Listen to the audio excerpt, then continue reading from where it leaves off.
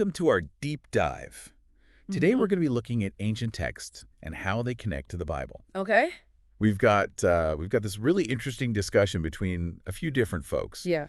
We've got Billy Carson, who you might know. He's an explorer, and he's really into the ancient astronaut theories. Right. We've also got Wess Huff. He's a historian, Yeah. specializes in biblical manuscripts. Okay. And then we've also got Mark, who's an entrepreneur, and he's going to be sharing a little bit more about his personal faith journey. Gotcha. It's a pretty lively conversation, lots of different viewpoints. Yeah. And, right off the bat, we see some tension. Oh, really? Yeah. Billy Carson comes out and says, Jesus wasn't actually crucified. Wow.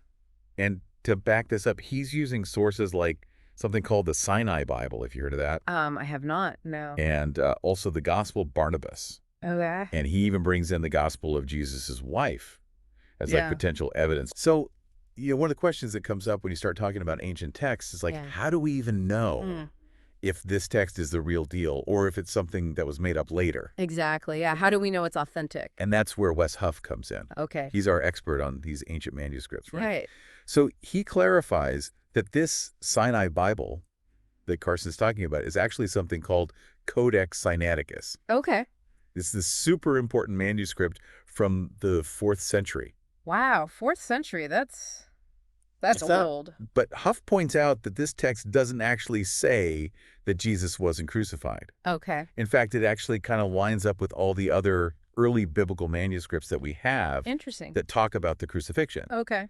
So then Huff digs a little deeper into some of these other sources that Carson's bringing up. Like the Gospel of Barnabas you mentioned? Yeah, like that Gospel of Barnabas. And he Mhm. uses this technique called linguistic analysis, which is basically looking at the language, like the actual words and grammar used in a text, Okay. to figure out when it was really written. Yeah. Yeah. I can see how that would be helpful. And what he finds is that this Gospel of Barnabas, Yeah. it's got all this language, all these ideas Okay. that just wouldn't have been around in the time that it claims to be from. Mm-hmm. So as an example, Yeah. he points out that it borrows some concepts from Dante's Inferno, Oh, wow. which wasn't written until way later, centuries later. Oh, wow. Okay. So it's almost like somebody tried to write something Right. that sounded really old, Mm-hmm. but they accidentally used ideas from their own time. Yeah, that makes sense. It's like a historical blooper. Right, exactly. But Huff doesn't stop there. No. What else does he look at? He goes on to this Gospel of Jesus' wife Okay. and uses the same kind of analysis on that. Okay. And he finds that it actually seems like it was copied Oh, really? from, get this, a modern PDF of the Gospel of Thomas. Oh, wow. From like a PDF online. Like something you download off the internet. Oh, that's wild. So right away, you can see that these two guys, Carson and Huff, they've got totally different ways of approaching these ancient texts. Yeah, totally different approaches. Carson's kind of looking at these sources that most scholars would say are not really reliable. Yeah. And then you've got Huff, who's sticking to these primary sources Right. and using these scientific methods like Yeah. linguistic analysis Okay. to figure out if they're actually authentic or not. Yeah. That's a much different approach. And Huff doesn't just try to debunk what Carson's saying. Okay. He actually builds a case for the crucifixion Okay. based on some of the oldest manuscripts that we have. Really? Like he brings up Papyrus 66, which is this fragment that dates back to the late 2nd century. Wow. And it's got a nearly complete version of the Gospel of John on it, Wow. That's amazing. including the account of the crucifixion. Okay, so that seems like pretty strong evidence. Yeah. So Huff's really relying on the oldest and most reliable sources to back up his arguments. I see. Yeah, that makes sense from a historical perspective. And this difference in methodology, Yeah. it really kind of sets the stage for the rest of their conversation. Okay, cool. Because they move on to the book of Genesis, Okay. specifically the creation story. All right. And Carson's argument is that parts of Genesis, Uh-huh. especially this idea of separating the waters, Okay. were actually copied from a Babylonian creation myth Oh, really? called the Enuma Elish. The Enuma Elish. Okay, I've heard of that. Have you? Yeah. Yeah. And he even points to other ancient texts that have similar creation stories, Oh, really? like the Epic of Etrahasis. Okay. And he uses that to back up his point that the Bible might have Mhm. kind of borrowed from these older narratives. Okay, so he's saying the Bible's not totally original. Yeah, that's his argument. Okay. So to understand his argument, I think we need to dig into the Enuma Elish a bit more. Yeah, let's hear about that. It's got this really dramatic story Okay. about a cosmic battle between these two gods, Tiamat and Marduk. Oh, a cosmic battle. And after Marduk defeats Tiamat, Mm-hmm. Earth is actually formed from her remains. Wow, that's intense. Yeah, pretty wild, right? Yeah. So I can kind of see why Carson sees some connections there with the Genesis account. Yeah, the creation from the remains of this god. Right. I can see that. But isn't there a danger in Yeah. just focusing on those surface level similarities? I mean, couldn't two stories have like similar elements, Yeah. but be totally different in their meaning? It's Like, like- what are they actually trying to say? And that's precisely what Wess Huff argues. Okay. He says, yeah, okay, there might be some similarities on the surface, Yeah. but he suggests that Genesis 1 is actually kind of like a response to the Enuma Elish, Oh, what oh, scholars would call an apologetic. okay. So it's not just copying. Right. It's almost like pushing back against this Babylonian myth. Okay, so like a counter argument almost. Exactly, yeah. Okay. So could you explain a little bit more about what scholars mean when they say apologetic? Yeah, so in this context, an apologetic basically means a defense of your beliefs, Okay. right? So Huff's saying that the author of Genesis Yeah. wasn't just retelling this whole Babylonian story, Right. but they were actually crafting a story that challenged those ideas. Okay, interesting. And when you look at the deeper themes within each story, Yeah. I think that becomes really clear. Okay, so what are some of those key differences that Huff points out? Well, for starters, in the Enuma Elish, Yeah. the gods, they're kind of born out of chaos. Okay. And creation is just this byproduct of their battles. Yeah. And humans. Yeah. Humans are kind of just an afterthought. Okay. But in Genesis, Yeah. you've got this single God Right. who's good, Yeah. who intentionally creates this ordered and good world. Yeah. And humanity's the pinnacle of creation, made in God's image. Right. They have a purpose, they have value. Wow. Okay, so those are pretty big differences. Yeah, so even though both stories have the separating of the waters, Right. they have completely different perspectives Yeah. on what God is, what creation is, and what our place is in the universe. Yeah, totally different worldviews. Totally different worldviews. And this difference in worldview Yeah. carries over into how they interpret other, Yeah. challenging parts of the Bible, too. Okay, Like the issue of slavery, which we're going to get into in the next part of our deep dive. okay, cool. So stick around for that. Looking forward to it. So we're back digging deeper into this whole ancient texts and the Bible thing. Yeah. And last time we were talking about those creation stories, right? Right, that was fascinating. The one in Genesis and that Babylonian one. The Enuma Elish. Yeah. Numa Elish, yeah. Pretty wild stuff. Pretty wild. But now we're going to get into something Yeah. kind of more sensitive, Okay. this whole issue of slavery. Right. Yeah, that's a tough one. Yeah. And, Carson, he brings up this point Yeah. that there are verses in the Bible Mm-hmm. that seem to be okay with slavery. Right. And he uses that as like evidence Yeah. that the Bible is flawed, outdated, Yeah. I can see how someone would look at that and think that. Right. Yeah. But then, we also have passages in the Bible that condemn mistreating slaves That's true. and even talk about setting them free. Right. How do we make sense of all that? That's a good question. Yeah, it seems contradictory. Right. So what does Huff say about that? Well, Huff's argument is that we Yeah. can't just take those verses at face value. Okay. We have to look at the historical context. Right. Things were different back then. Exactly.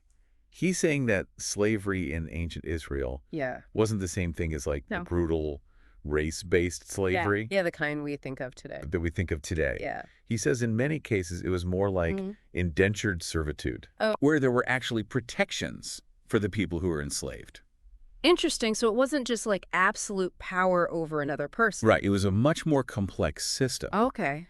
And Huff emphasizes that the Bible is very clear Okay. on condemning man-stealing, Right. Which I imagine was. which was the main way to get slaves in those Yes. other cultures. Yeah. Yeah. So he's saying that the Bible actually helped lay the groundwork Okay. for the abolitionist movements For ending slavery. Yeah. throughout history. Interesting. So even though there are those challenging passages, yeah. he sees the Bible as ultimately pushing towards Right. a more just and equitable world. So it's not just about condemning it outright. Yeah, It's about changing hearts and minds over time. exactly. Yeah, that makes sense. So it's not a simple black and white issue. No, definitely not. Right. And it raises this big question Yeah. about how we interpret these ancient texts. Yeah, how do we reconcile what might seem problematic to us today with our modern understanding of morality? Exactly. It's a tough one. And I think it's a question that deserves Yeah, a lot of careful thought. absolutely. And, so far we've been focusing mostly on Yeah. Carson and Huff and their Yeah. back and forth. Yeah, their academic debate. Right.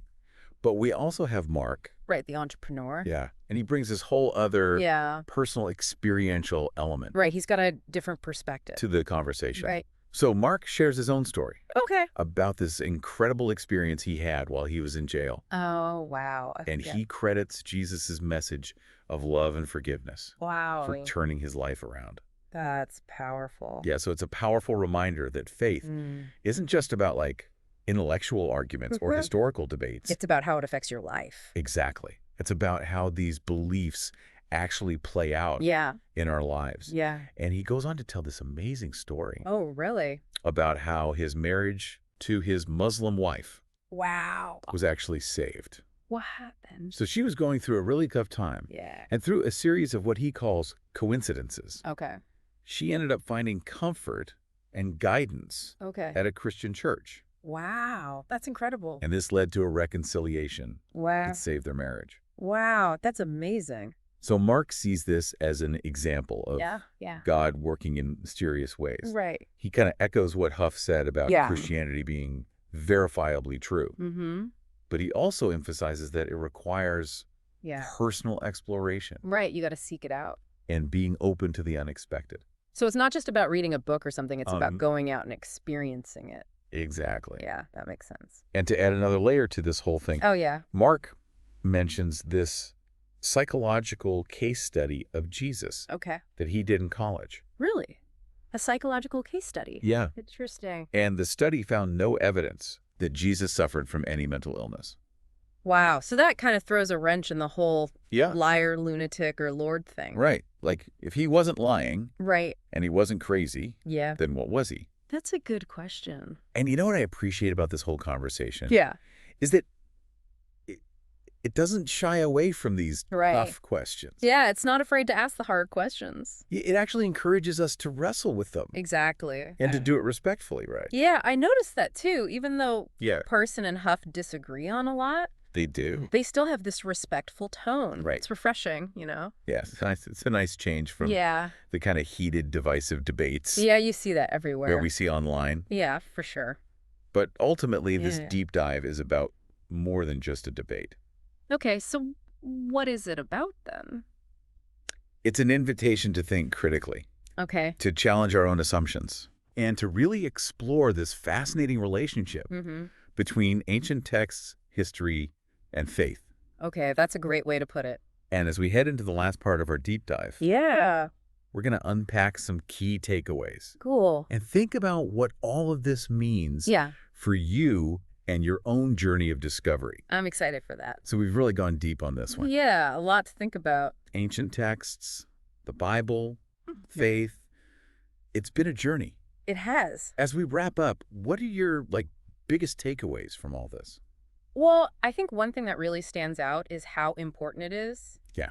to be both curious and skeptical Okay. when we approach these topics. Yeah. You know, you see that in both Billy Carson and Wess Huff. Yeah. Carson, he's questioning everything. Like, Yeah. all those things we think we know about the Bible. He's not afraid to challenge the status quo. Exactly. And then you've got Huff, who's all about Right. the evidence, Yeah, rigorous, like, the methods. yeah, the methodology. Yeah. He wants to make sure we're using the right tools to get to the truth. It's like they each represent a different part of learning, you know? Absolutely. You got to have that curiosity Yeah. to even start asking the questions. Right. Got to be willing to question what you think you know. But then you need those tools, those methods, Yeah, to actually figure to out sift through all the information. to figure out if it's legit. Yeah, exactly. And that's where those historical methods come in. Right, like that linguistic analysis. Yeah, source criticism, all of that. Huff really showed us Yeah. how historians use those to figure out if an ancient text is the real deal or not. Yeah, and it reminds us that we don't have to just blindly accept Right. what we read or what we're told. We can actually investigate it for ourselves. You can use those tools too. Exactly. And speaking of evidence, another big takeaway for me is Yeah. the power of those primary sources. Oh, yeah, going back to the original. Yeah, like Huff kept going back to the oldest manuscripts to back up his arguments. Yeah, he wanted that solid evidence. Right. And that's a good principle for anyone, no matter what you're trying to learn about. Yeah, history, science, even your own beliefs. Go to the source. Yeah, get as close to the source as you can. Right. And that also ties into what we were talking about earlier. Yeah. With those, like, tough passages in the Bible. Right, the ones that can be hard to understand. Yeah, like by understanding the historical context. Yeah, the culture at the time. We can get a better grasp on those texts. It helps to see where they were coming from. Right. Doesn't mean we have to agree with everything. No, not at all. But gives us a more, I don't know, Yeah. informed perspective. Right, it's all about understanding. Yeah. And, one thing I really appreciate about Mark's story Oh, yeah, Mark's story. is that it brings in that human element. Right. It's a reminder that faith isn't just about facts and arguments. It's about how it affects people's lives. Yeah. Personal transformation, relationships, meaning. It's that lived experience. Yeah, and it shows that even in the midst of these big debates about history and interpretation, there's something deeply personal at play. Exactly. So as we wrap up, Yeah. I want to leave you with a question. Okay. Hit us with it. What methods do you use to figure out Okay. if something is reliable, especially when it comes to your own beliefs? Ooh, good question. Yeah, how do you balance what you believe with your willingness to question and learn? That's something we can all think about. Yeah, food for thought. Yeah, and until our next deep dive, Yeah. keep seeking, keep questioning, and keep exploring. Absolutely. And we'll see you next time.